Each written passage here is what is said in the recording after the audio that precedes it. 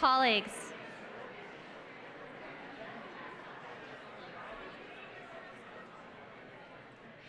welcome to the 2024-25 Vice President Research Campus Address.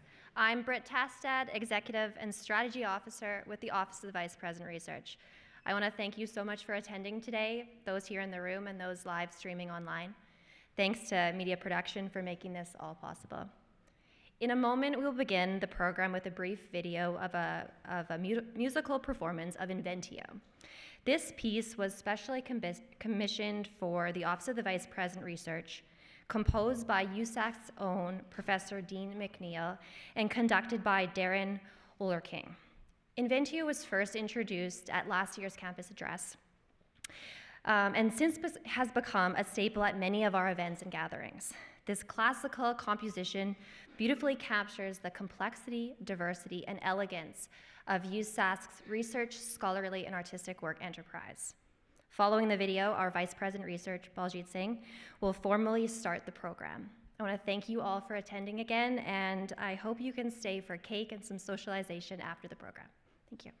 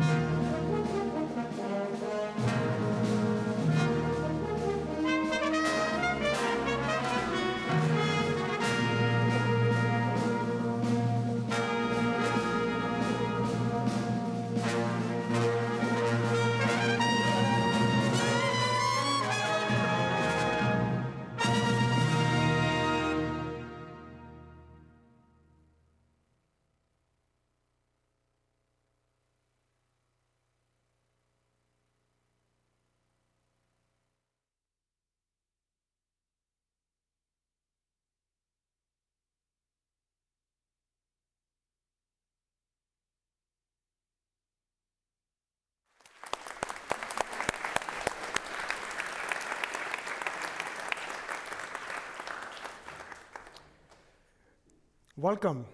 Thank you very much for being here today. I see Dr. Dean McNeill right there. Thank you, Dean, for composing this piece of music that really captures the essence of the RSAW work at University of Saskatchewan.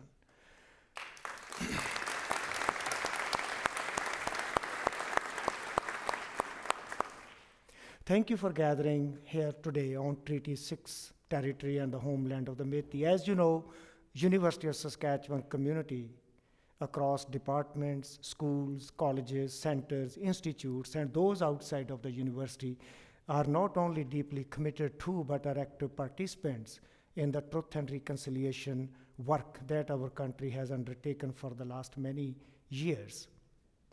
It is our work with guidance from the elders, from the First Nations, knowledge keepers, knowledge holders, and in partnership with the elected leaders of the First Nation and the Métis and the Inuit organizations that influences the work of this academy, and we continue to do better to make a difference when it comes to working with the indigenous peoples of Canada. So we collectively pay our respect to the ancestors of this land. So thank you very much for engaging in that massive project that country has undertaken. Before I go any further, I want to acknowledge and warmly welcome the new faculty members to University of Saskatchewan. I realize many of them are in the room today because they are doing their orientation. May I request you to stand for a moment so that we all can welcome you with a round of applause.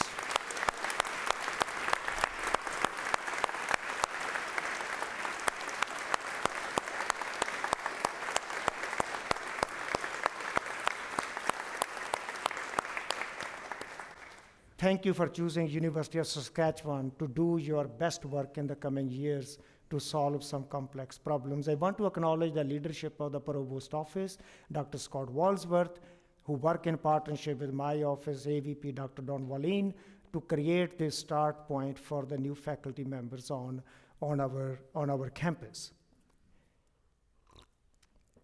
I also want to acknowledge our leading journalist from India, Manraj Garewal, who is with us. She is visiting us for a couple of days from India to give a talk on latest trends in education and socioeconomic stories in India, because India is a country of strategic importance to University of Saskatchewan. Thank you for taking the time to be with us.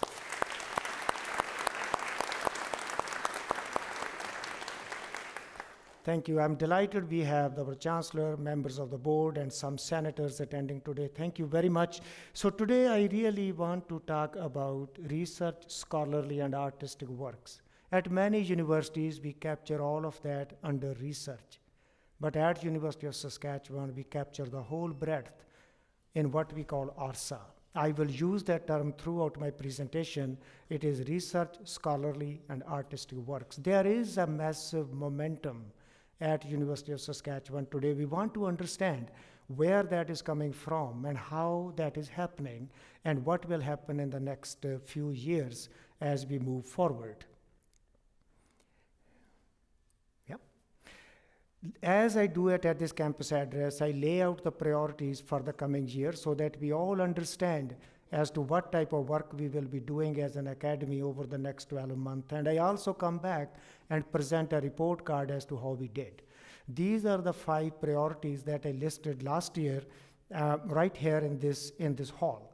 One of them was supporting our researchers, scholars, and artists, increasing the impact of the RSAW, growing the revenue of research, scholarly, and artistic works at the University of Saskatchewan, and focusing on indigenous RSAW and supporting our scholars who are engaged in work with the indigenous communities, and then really beginning to think about a very integrated way of planning for the RSAW work at the university with a very clear intention and the support processes in place.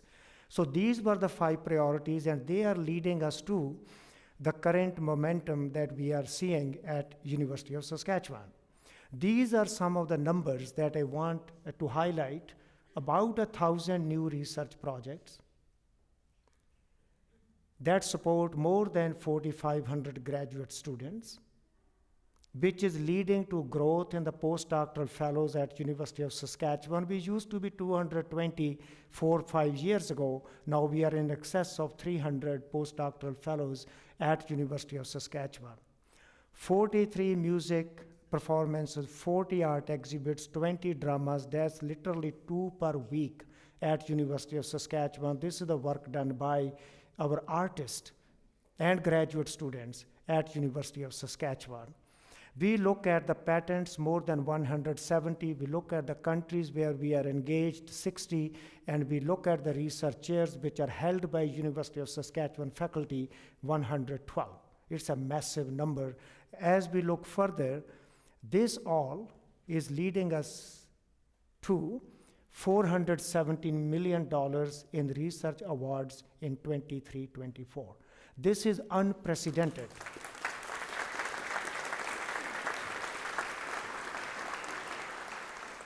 We are the smallest U15, very likely. We have one of the smallest, maybe faculty complement. But here we are receiving more than $400 million in research awards last year. How does it break over the last 5 years? As you would expect, the numbers go up and down. In 2021, we came close to 300 million. This is the first time we have reached $417 million in awards, and that money will flow into the system over the next few years as the money comes from the funding bodies. So when we look at the money that's flowing into the system, that's another way of looking at the momentum. We see the momentum there. You see from 2017 till 23-24, there is ebb and flow, but the line is very clear. We have gone from $198 million per year in the revenue to $323 million this year. That's a massive growth of about $125 million in the revenue that flows through our system. Another way of looking at the funding is a 5-year moving average as to how are we doing in the most recent 5 years compared to 5 years before. And that's where, again, 34% increase in the funding revenue that flows through the system. That is, if we were getting $100 5 years ago, today we are at $134. Thank you very much for all this productivity. That shows why our graduate student numbers are up, our postdoctoral fellows up, our patents are up, and everything is showing great momentum. And we are on target to have $400 million in revenue by 2029. In the next slide, I want to provide you further evidence. When we break down our revenue, we look at the Tri-Council, Canadian Institutes of Health Research, Social Sciences and Humanities Research Council, and Natural Science and Engineering Research Council. The amount that we get from those three bodies determines the number of Canada research chairs a university gets. Every 3 or 4 years, these chairs are reallocated based on the amount of funding from the Tri-Council that goes to a particular university. There is not an increase in the CRCs available across the country. They are just taken away from one university given to another. We were stable at 32. We did not grow for a decade. We lost a chair here, we gained a chair here. Every 3 to 4 years, there is an allocation. This is the first time we are getting 6 new Canada research chairs because our tri-agency funding has gone significantly up in the last 3 to 4 years. In the next 2 years, we will be hiring 2 senior CRCs and 4 junior CRCs in social science humanities area and the CIHR area. So we will be investing into social science and humanities area through the Canada Research Chairs program. Another evidence of a Tri-Council funding is growing in the most recent times. We take everything to the community at the end of the day because that's why we are here. Research and images, the images of research competition was created at University of Saskatchewan by Catherine Worden 10 years ago. It has caught the eye of nearly every university across the country to an extent where University Affairs carried a story that how University of Saskatchewan has created this wave of student competition for research images. Some of the research images taken by our students are hanging in CFI office in Ottawa now. They're so beautiful, they're so impactful. Our work with the L'Orange area First Nations community and managing the dog population there, led by Dr. Jordan Woodsworth, has led to creation of art by the community artists, which was featured in an exhibit at Oneskevin Heritage Park. It is called Dog Medicine, Atim Muskeki exhibit, which is touring around the province now. We continue to work with those artists to think about the next stage in the evolution of the artistic visualization of this partnership. Here we are looking at a PhD student, Olivia Abraham, who along with a student from UBC was in the final competition of the Shark storytelling. She is supervised by Dr. Christina Bidwell. You see Marcus Brinkman giving a TEDx talk. You see Nathan Oakes talking about his research from his graduate research project. Our scholars from AgBio have created a new soup based on lentil on the lentils, which has been adopted by Regina Food Bank as part of their nutritional security in the community. It's a nutritious, healthy way of feeding people who need food every day. So our impact in the community through RSAW is magnified every day through stories, engagements, and events. Alex Hayden is talking about Opus on the Giving Day last year. When we continue to look at the impact, people say, don't poke your arm into a grizzly bear den. But Dr. Doug Clark does exactly that. He is trying to understand why polar bear in the Churchill area, lower Hudson Bay, are expanding their range. He wants to understand the intersectionality of the polar bear and the climate change. He starts with the argument that before the colonization, whole of Manitoba was the territory of the polar bears before they were decimated. So he's trying to answer those questions, which was a lead cover story in Canadian Geographic in July this year. You may want to read that.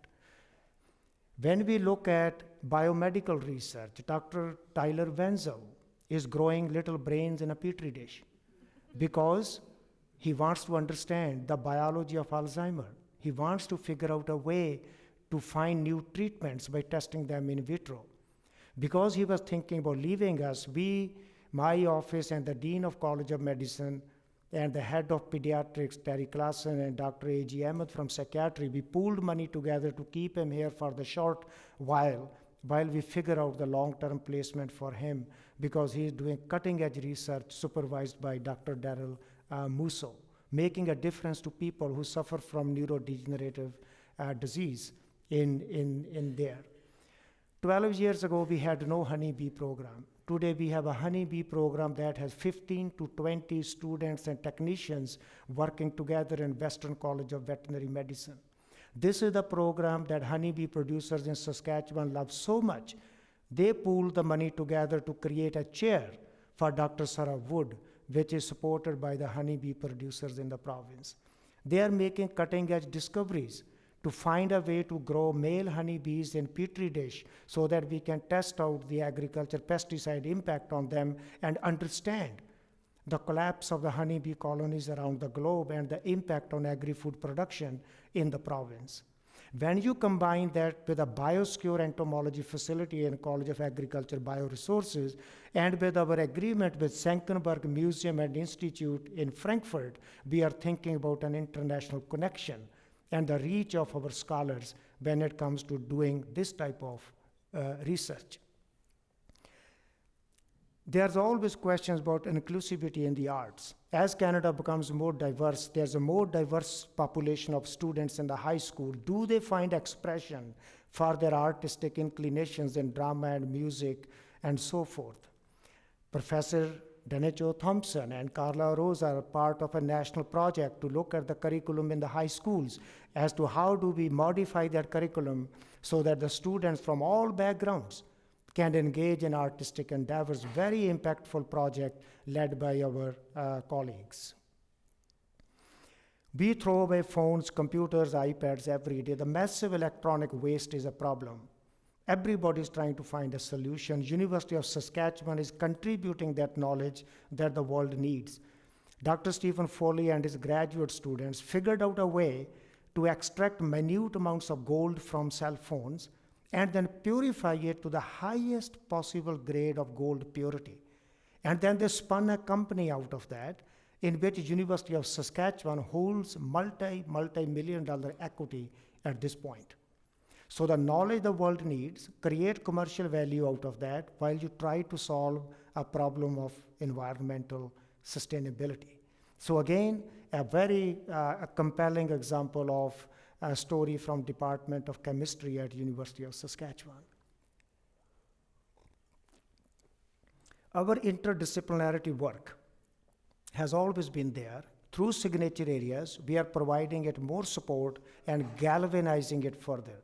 The work done by Dr. Jennifer Lang and Stephen Rayan to bring quantum and the music together through a concert which was done this year at a church downtown was focused on light. The concept of the eternal light that shines in every living human being that cannot be extinguished by anything was brought to life by the collaboration by Dr. Jennifer Lang and Dr. Stephen Rayan. The highlight of the year was seeing Dr. Lang conduct at Carnegie Hall. There were 3-4 other orchestra on that evening. While every orchestra got some sort of ovation, University of Saskatchewan Orchestra was the only one where whole of Carnegie Hall stood up. It was such an energetic performance. It still moves me when I think about that great work by our singers and musicians and conductors to really highlight what this university is all about. I thought that every little cell in a body has been identified and named. But no, Dr. Janowski and Dr. Campanucci and their team found a brand new cell in the airways that might hold a clue as to how do you manage cystic fibrosis in people. They found a cell, they name it ionocyte. I bet maybe the last name of Dr. Janowski has something to do with that, but it's a beautiful cell and it might hold a clue to treating cystic fibrosis in people. And our international piece.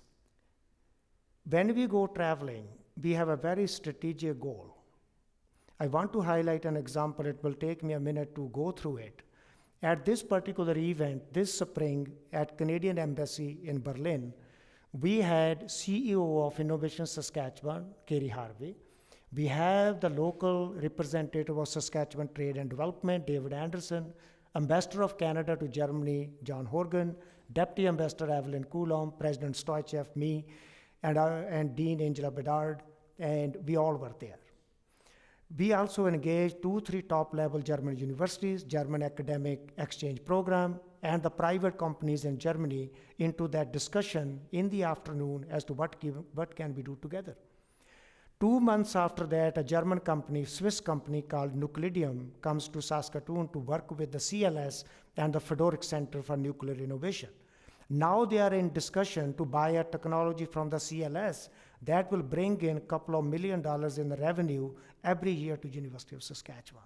So every event we do internationally is deeply linked to a very strategic goal, how to advance the work that our scholars do and take it to a local and the global stage and really put it to the service of humanity. That's what we are doing each and every day of the story when we look at it. I want to highlight some funding examples from the last year. And these are very select few examples that I share. If I had to go through everything, it's a week-long story. Dr. Deborah Anderson, a leading cancer researcher, got a CIHR grant this year. As you know, CIHR has been an Achilles heel for us. We want to replicate the success that Dr. Ron Borowski and his colleagues have created across the campus for NSERC grant applications and the CFI applications. We put our mind to that. In the 4 most recent competitions, the success rate of the USask researchers has been higher than Canadian national average of success in CIHR. 10 years before that, we will be happy if we barely made it to the half point of the national success rate. This is a great work done by colleagues who do peer review, provide support, and we hire great scholars and they make projects that are successful. We are trending continuously now for the last 2 years above national average in the CIHR competition. Darcy Marcinek and his team of colleagues in health science colleges has made it happen for all of us. In SHARC area, again, success, more number of applications, more success rate, more money coming from SHARC to our scholars. Dr. Alison Stevenson, a Canada researcher who focuses on Métis people's place and politics in the prairies, especially from Manitoba on to this side. She is looking into the ways of understanding and preserving cultural heritage of Métis people. This is of deep importance to us because we signed an agreement with the Métis Nation of Saskatchewan in May this year, where I and the President McCullum signed an agreement to create an institute in Métis Nation governance studies. So the work done by Dr. Stevenson feeds into that whole piece of truth and reconciliation work that we do at University of Saskatchewan. And agriculture research at University of Saskatchewan has created one of the most advanced and globally leading sustainable agri-food system in our province. ADF, which was created in the 80s and has supported agriculture research in the province since then, continues to do so. We got $7.5 million from ADF this year. But the more important part of the story is $2.5 million came from the private producers, meaning the producers and the industry believes that what we do solves problems for them in whatever economic enterprise they are doing. That's a big vote of confidence for us. Dr. Gabriel Ribeiro, he comes from Brazil, from University in Minas Gerais in Belo Horizonte, really looks at how we can be sustainable and economical in developing feeding alternatives for cattle. And we have livestock and forage center of excellence to facilitate his research on our campus. We have created a partnership with our Vice President Cheryl Hamlin, recruiting Anna Burton into a role to focus into raising support for our scholars from philanthropists, from the entities outside of the university. Here is our stellar researcher, Dr. Kate Congraves, holding Jaroslawski and Bank of Montreal chair in regenerative agriculture. You may remember the announcement done in College of Engineering with the Siemens EDA to create a chair with funding from the Siemens in software development. The recruitment process is underway and the person will be hired in College of Engineering very soon. Mr. Samit Sharma created a pot of money to support graduate scholarships at University of Saskatchewan. All of this work is done jointly by deans, directors, our vice president, Cheryl Hamlin, and her team, so that our scholars are supported by every way possible. I don't know what I said there. It just, I have no idea. A zinger. Very likely I was requesting Dr. Barasa to put my photo in the module that he wants to put on a NASA satellite to send up the screen. And he said, you must be kidding. And while Dr. Dagenstein and Minister Harrison, who made the announcement of funding for this big project, are deeply engaged in the discussion. Let me tell you a story on this one. 2 years ago, we led a national advocacy from University of Saskatchewan to have $240 million allocated to Canadian Space Agency so that our scholars across 4 or 5 universities could build equipment to put it on a NASA flight in 2030. That equipment will measure moisture, cloud, and the dust particles in the environment to predict drought, flood, fires, climate change phenomenon, support our agri-producers, and everything else in between. This is the type of impactful work which is done at University of Saskatchewan in the area of space engineering, right here, over there. Thank you very much. Let's, next one. And people come visiting us. Let me talk about centers and the institutes. As I said, we continue to learn from First Nations elders. We have a standing program in the centers where elders like Roland Duquette and come work with the graduate students, researchers, to talk about indigenous ways of knowing and doing things in a good way. There's a Minister Merritt announcing $15 million for Global Institute for Food Security, so ably led by Dr. Steve Webb. And then the economic footprint study of Crop Development Center, for every $1 invested in the CDC, has resulted in $11 million back to the communities through economic return. Where else you can get a bargain like that? It is the type of work that University of Saskatchewan does. And VIDO has really become a globally renowned institute. $143 million contract with National Institutes of Health, one of the only 4 globally that has been allowed by NIH through a process to bid on the research projects coming from NIH. Dr. Volker Gertz is here. Really commend the work on NIH, and $30 million from the federal government in the budget to support it further. CLS, we had Minister Melanie Joly come and see how the CLS is supporting development of new electric batteries so that we can do energy transition to electric vehicles across North America. And this was right on the heels of about $90 million from federal government in the budget coming to CLS. And that's from Fedoric Center for Nuclear Innovation, developing new radioactive probes for health of animals and humans.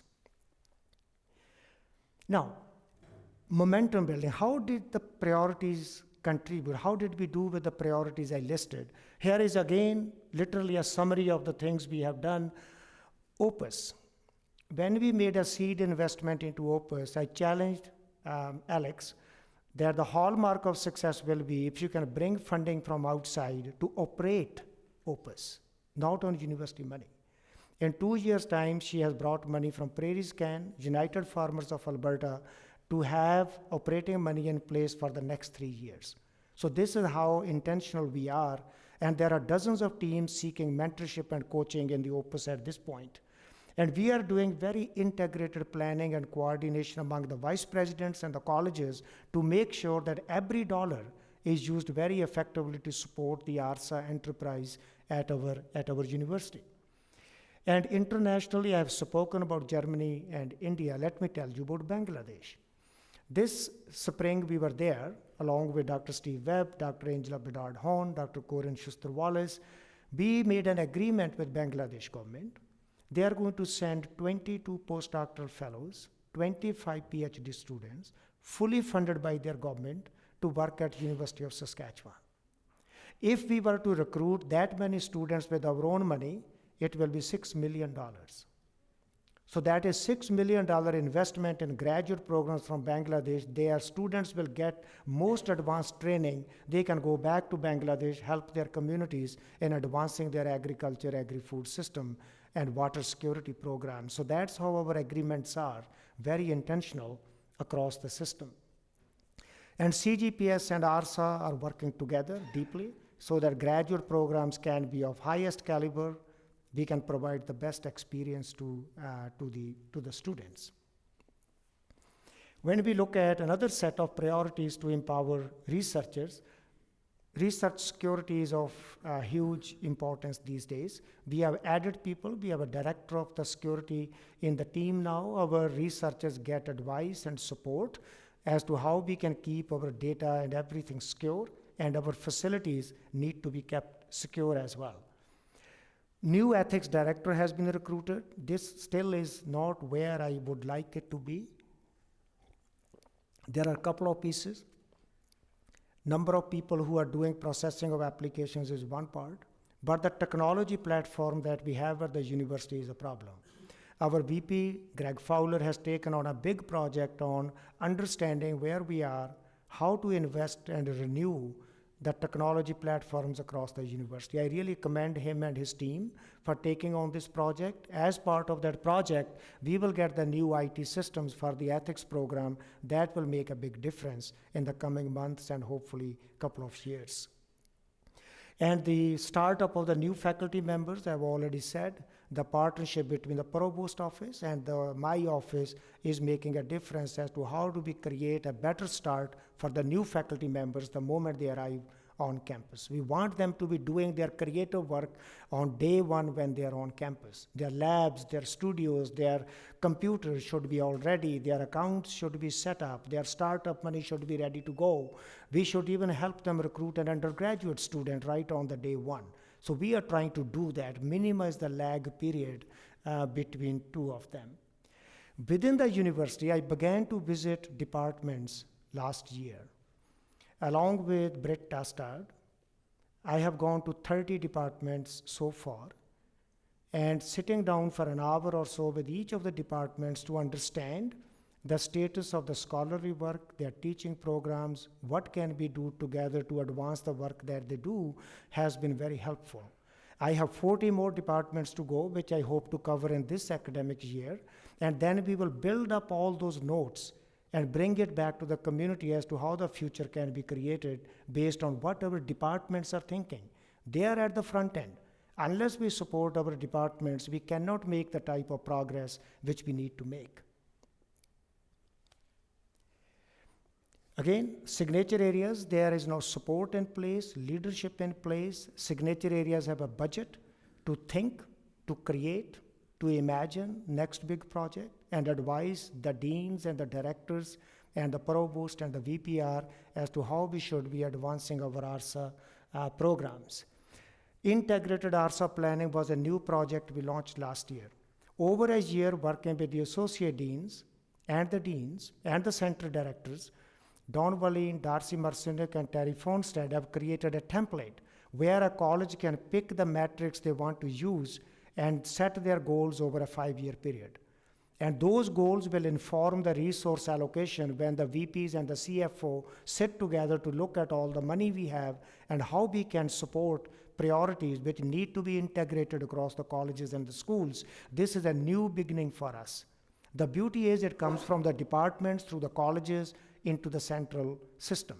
We have received submissions from every school and college except maybe 1 or 2, and they will be part of the resource allocation program in the fall as a part of the budget. I've already spoken about the centers and institutes, the work they do. We did one thing, we have brought the directors of the 6 leading centers into the senior leadership forum. That's VIDO, CLS, Fedoric, GIFS, Water, and the Canadian Center for Rural and Agriculture Health. So now the deans, AVPs, VPs, and the center directors are together to develop strategic plans for the university. Again, an advancement there. I want to highlight the role of the facilities. Sometimes we don't think about the electric power, the tunnels, the steam, the heating, the water that runs and makes things happen every day. We won't be able to do the RSAW if we don't have secure power supply, for example. Yesterday, President Stoichkov created a boom by turning a knob one way. I think it was the right way. And when there's a substation created and developed to assure uninterrupted power supply to research facilities and the campus. So I thank Greg Fowler's team, Wade Epp and Marnie Wright and others to make it possible that we can do the research work that we can through their support. Where are we not really progressing? What needs to be realized? I'm still dissatisfied with progress in Indigenous people's signature area of research for a variety of reasons. We are trying hard, but we still are not up to a point where we need to be. We have created institute with Waniskeven, with Métis Nation of Saskatchewan. There are centers in many colleges that speak to it. But the integration and the collective heft of the story still has not been realized. So now we are securing support of Elder Roland Duquette in a regular basis so that he can work with us and bring scholars together, help us understand more deeply how we can work and advance the Indigenous peoples' RSAW. Entrepreneurial mindset is a priority of our president. I think we are showing some signals, some flashes of entrepreneurial work across campus, but we need to figure out a way how we can infuse the undergraduate education experience with that. I think the role of RSAW in that is very critical.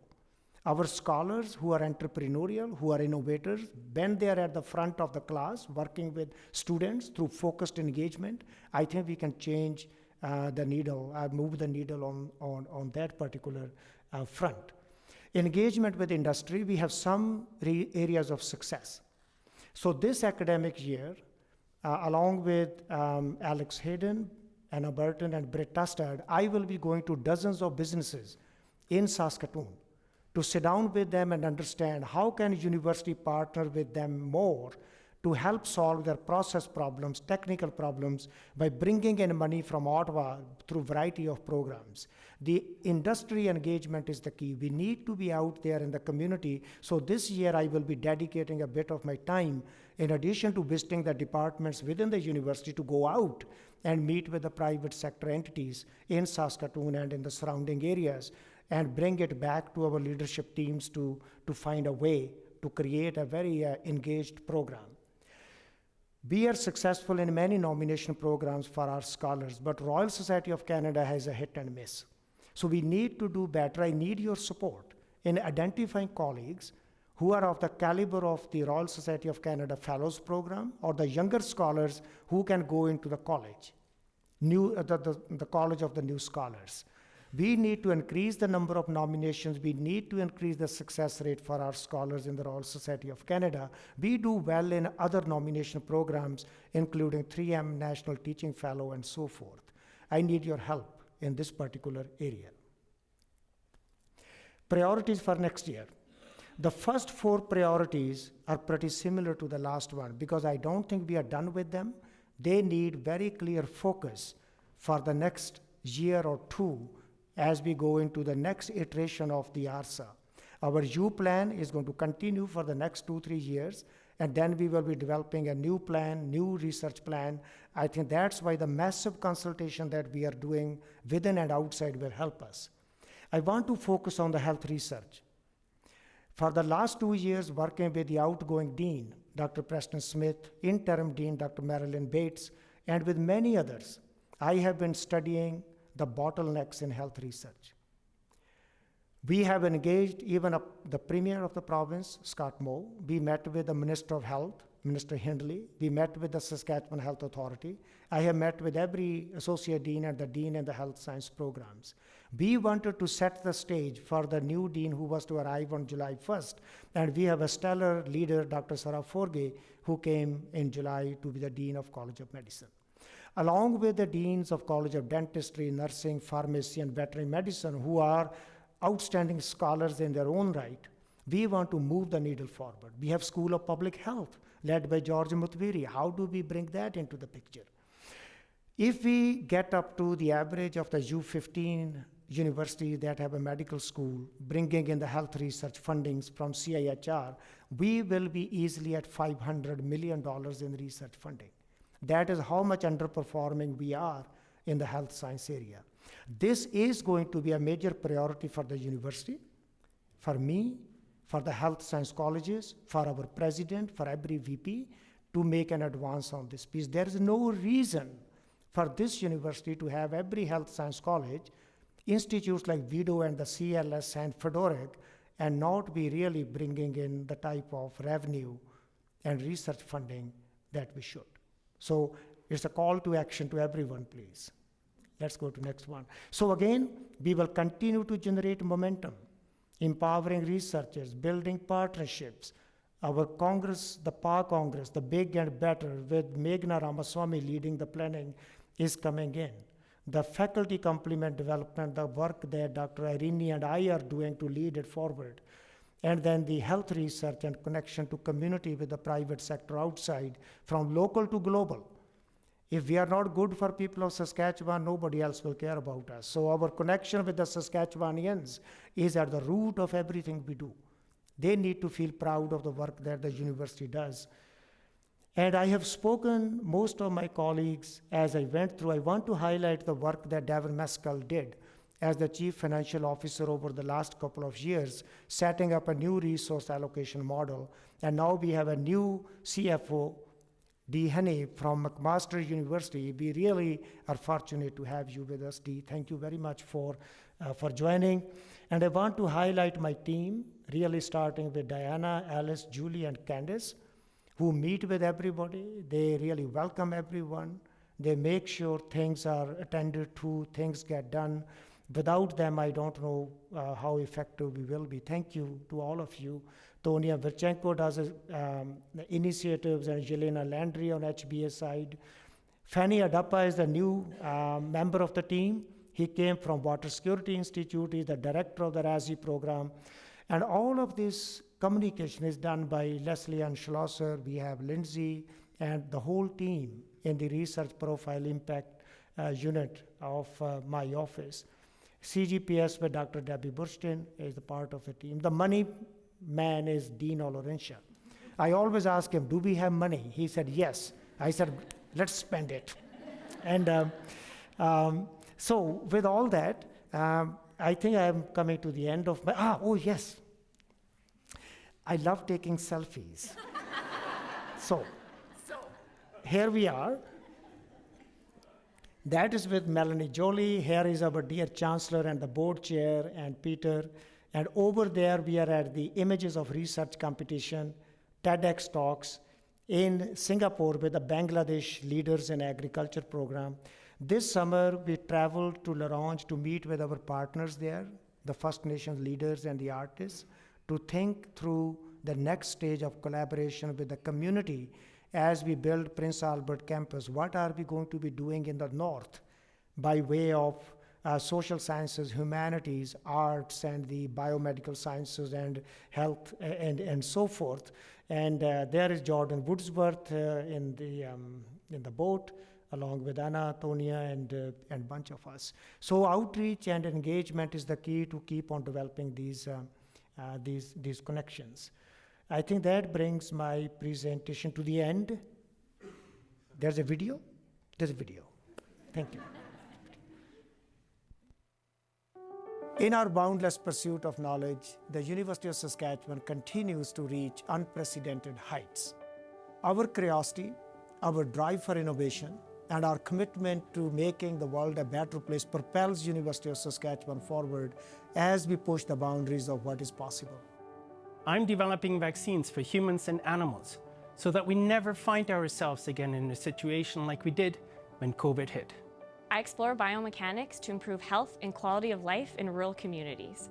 I'm gathering histories with Métis communities along the Saskatchewan River to reconnect to our own stories. In the 2023-24 fiscal year, University of Saskatchewan received $417 million in awarded research funding. This is the highest amount ever awarded to University of Saskatchewan in a single year. That is $417 million awarded for projects across all research institutes, colleges, and areas of expertise.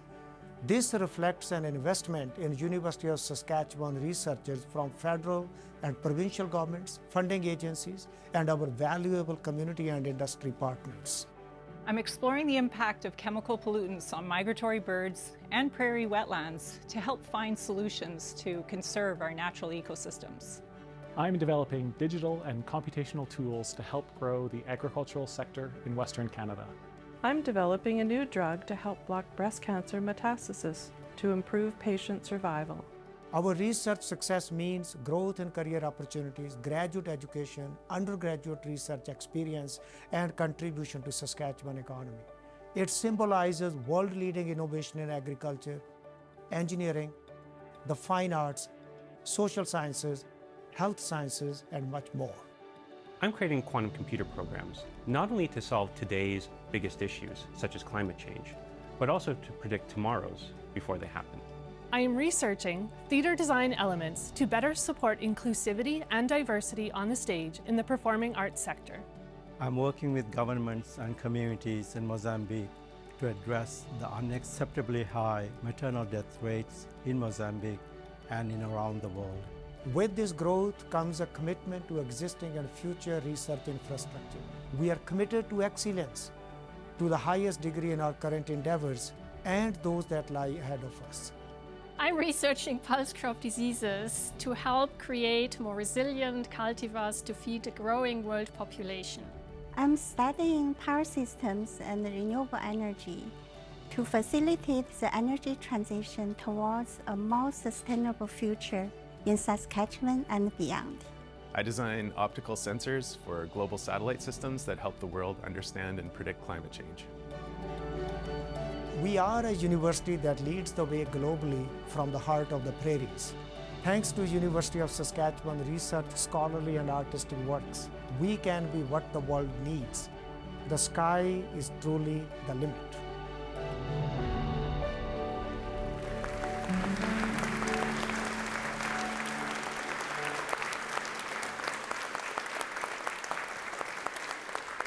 Before we go to questions, I want to invite our President, Peter Stoichev. His stellar leadership over the last 9 years has made a big difference to the university, the way we are recognized as an institute and an academy across the country, and the stable environment in which we can do our work. So, Peter, thank you very much for all you do every day for all of us. Thank you. Thank you, Baljit, and another round of applause for Baljit and that team that he introduced there. I do want to thank everybody who's in this room and far beyond it for contributing to the measures of success that Baljit was pointing out there, and I just wanted to gather a few of these things together, and in the interest of time, I'll make my remarks short. But I think it's important to realize what Baljit was saying right at the very beginning about the fact that we're talking about research, scholarly, and artistic work.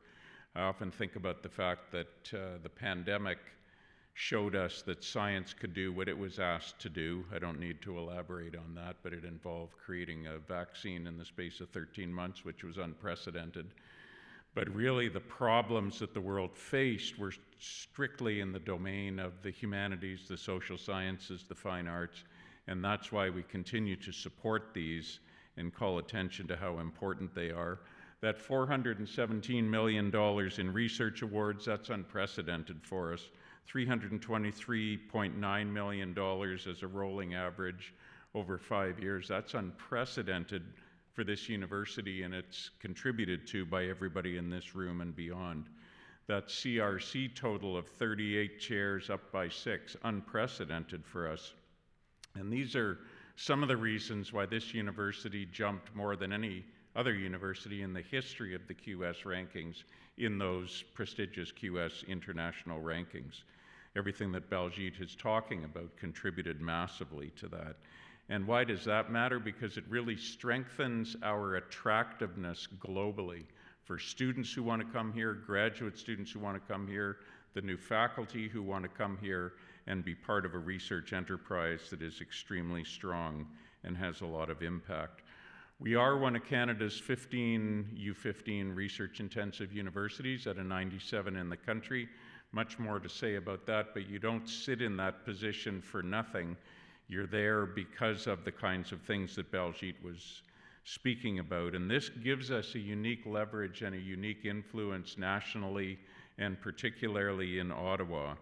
So that federal budget of 2024 that saw the first increases to research funding through the tri-councils and for graduate students since 2018, we had an inordinate, you all did, this university did have an inordinate influence on that federal budget. We have 23% of all the major science infrastructure CFI funding that 97 universities are eligible to receive. This one university had 23% of it in the country. With Baljit on the Bouchard Report Committee, with me chairing the U15, we had an inordinate influence on that federal budget, a disproportionate influence. And why does that matter? Because all of that adds up to increasing and supporting the prosperity of Canadians and, of course, of people who live in this province as well. Because all of that is directly connected to the research, the entrepreneurship, the innovation, and the development that this province, this university contributes to, and this country carries out. Beyond that, you saw examples of the global influence of many of you in this room and the impact that we can have in those select research signature areas. And that's another reason for us leaping up in the QS rankings results. Just to finish off, as Baljit's pointing out, and I would just add a little bit to that list of what we should think about, we should really think about every possible way that we can increase our interdisciplinary work. Because the major challenges that the world faces that we are talking about our research contributing to solutions for is not going to be solved by a single discipline, not by a single department, not by a single university, not by a single country. It's going to be international in scale, and it's going to be interdisciplinary in nature. What he's saying about developing an entrepreneurial mindset, this university has produced lots of successful startup companies. Skip the Dishes was produced from here, SED Systems from here, International Road Dynamics from here, and that list goes on. But that was sort of a byproduct of the fact that we've always been a superb university, and what Baljit is talking about is being really intentional about that and figuring out ways in which we can contribute to the innovation ecosystem that Saskatoon is really known for as one of Canada's fastest growing IT hubs. Another thing to think about is that all of what Baljit is talking about adds up to the fact that we have crossed now, we talked about it last year as being an inflection point in our research and scholarly and artistic work. We've crossed that now. We've crossed that inflection point. We're well on our way with the momentum that Baljit is talking about. So we all have to, in this room and beyond this room, continue to make the value proposition argument. Use these stories that Baljit was talking about, be able to be articulate about all the things that you guys have accomplished and our students are continuing to accomplish with government, with the taxpayers of this province, with media, with people you see at the conferences you go to, and continue to make that value proposition. Last thing, the Royal Society. 2 years ago, we got a Rhodes Scholarship, and there are only, I think, 11 given out in the whole country. Last year, we got 2. There was only one other university in the country that got 2 Rhodes Scholarships. That was U of T, and they have about 4 times our student population. We got 2. And it tells us that when we put our minds collectively to supporting and nominating our colleagues, they're all here. We've got all the talent that every other university has and more. We just have to look for it and nominate it and support it. Baljit, thank you.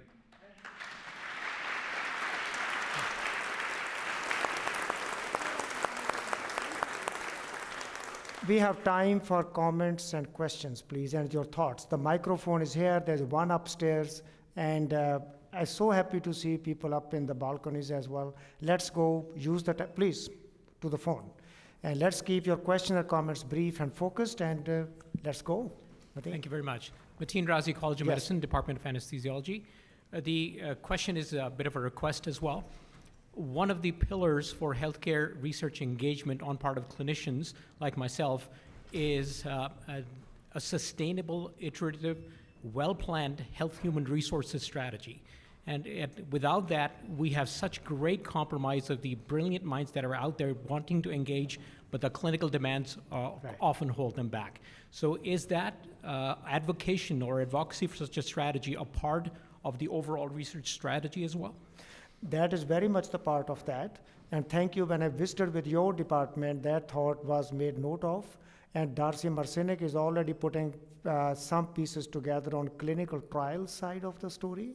But as the new dean settles in, Dr. Sarah Forge, we will get into those discussions very quickly and advocate for that. Thank you so very much. I really appreciate the passion of your department for research, and thank you.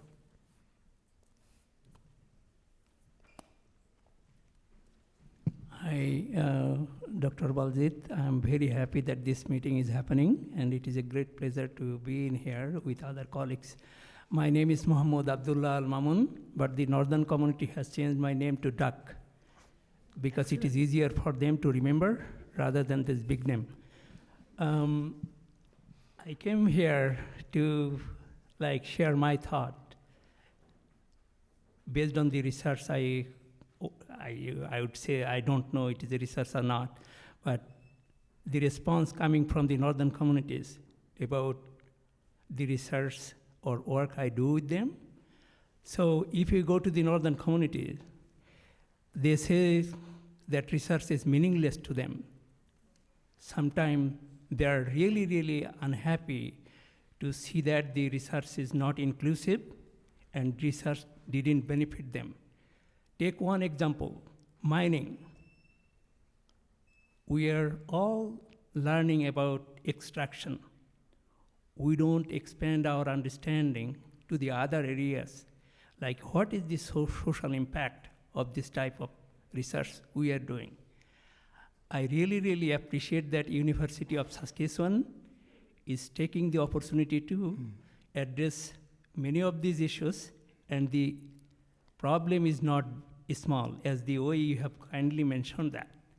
So my understanding is it's a time to expand on our thought on the way we do the research at the northern community. So in that way, I would like to hear what would be your strategy to accommodate their perspective. Because I went to the northern community in 2014. Mm-hmm. My colleague is there, Candace Pitt. You know, everybody, most of the people knows her. They said that, Mamun, forget about this research. Have a smoke and go back, because research didn't help them. Now, after almost 11 years, I wanted to respond to that type of connotation so that they become also happy. So I would say that land-based learning approach should be the one we could base, I know it's a very short time. We cannot discuss that, but I would like to hear if our colleagues are responding to the northern community, yes, because it is on their land, they have hardship, and we all know about that. Right. So hopefully we can just think about that. Thank you. Thank you. That's an excellent point. There is quite a bit of work underway, but we are not where we need to be. When we look at the toxicology center's work, we look at the work led by Dr. Bram Noble and Greg Polzer, and our opening of the campus in Prince Albert, and our partnership in the Larange area. These are some examples that can inspire us to really do the type of argument you are making. It was wonderful that you came to see me a few months ago, and I made quite a few notes out of that. You will see some of those things being done in the coming months and years. So thank you for your passion for the North. And we really believe that North is a place where University of Saskatchewan can bring few elements together. We focus on rural, we focus on Indigenous, we focus on Arctic. I think if we bring it all together, it could be a major story at University of Saskatchewan to work together on that. Thank you very much. Other comments, questions? We still have some few minutes, I think. Baljit, I just have a comment. Yes. And I want to congratulate you and every single person in this room. It is absolutely my honor to be the ambassador for this wonderful university. And after that address, I'm even more enthusiastic. So congratulations. So colleagues, if no questions or comments, I think this brings to close, and we have cake. Let's grab a piece of cake, please. Thank you for all the great work. Thank you, Peter. Thank you.